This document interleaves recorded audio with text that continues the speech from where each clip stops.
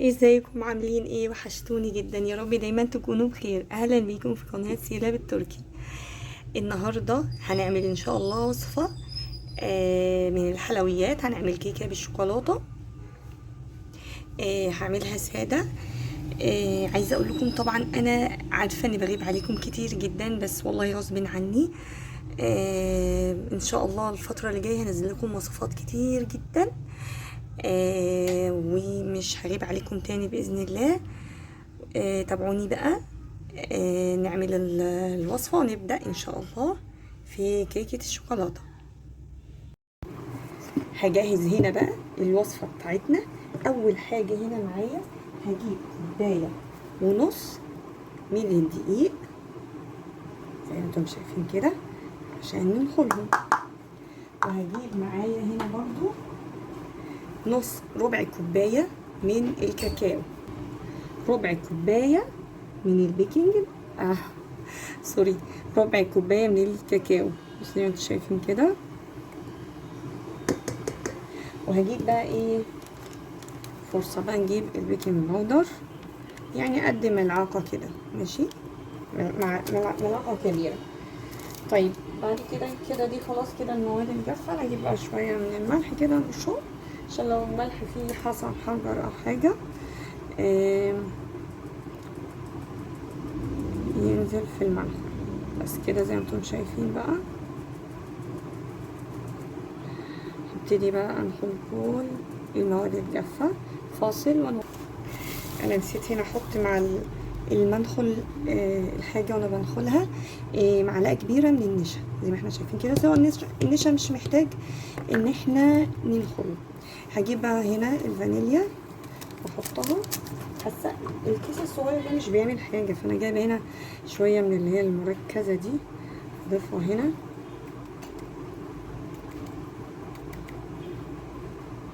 كده. نقلب بقى كده كل المواد الجافه مع بعضها.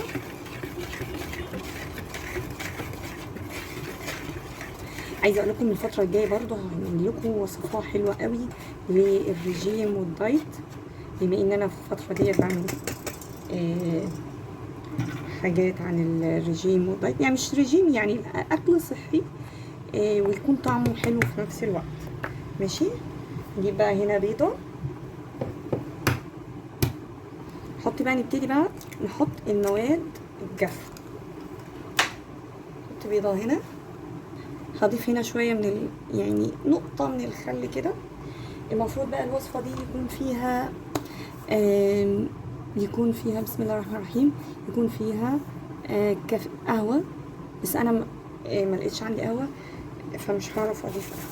في بقى انا جايبه هنا محفل جل، بحط برضو يعني ايه حاجه كده لا تذكر. محفل الجل عايزه اقول لكم بيبقى بيخلي قوام الكعك او الكيك تحفه قوي.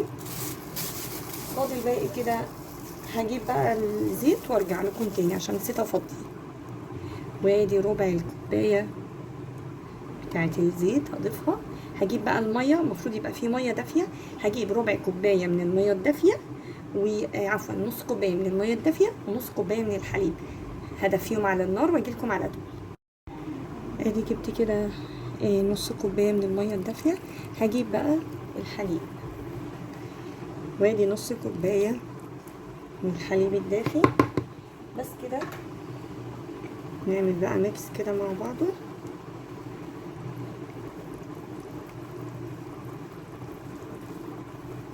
هقلب بقى الحاجات دي وارجع لكم.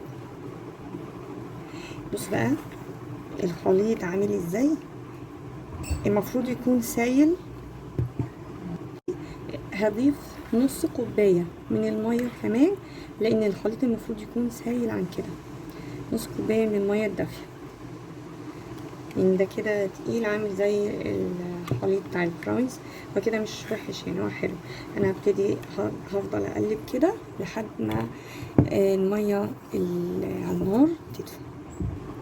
جبت كده نص كوبايه ميه دافيه احطها بقى هنا، وابتدي بقى نخلط في الخليط.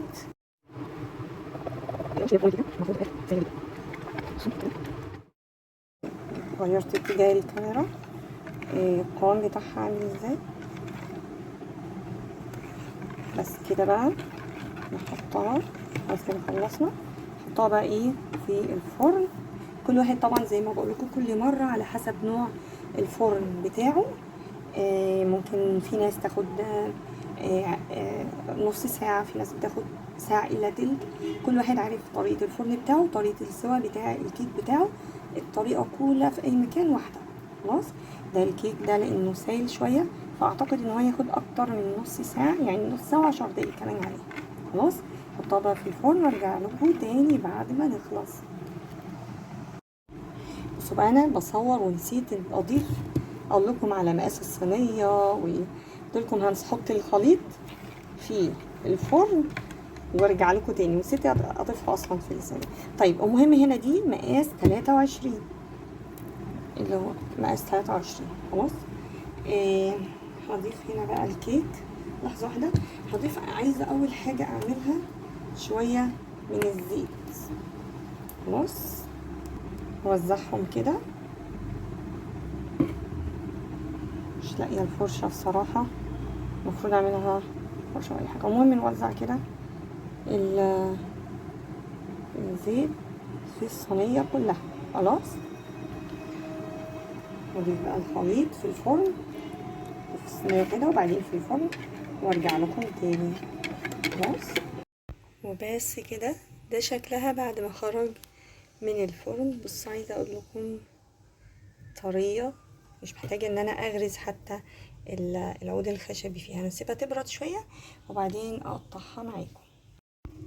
شوفوا بقى ما شاء الله الكيكه من جوه عامله ازاي. عايزه اوريكم طريه عامله ازاي. السطح بتاعها برضو حلو قوي. قطع حته برضو من الجنب كده علشان تشوفوها هشه وعامله ازاي. شوفوا عامله ازاي ما شاء الله.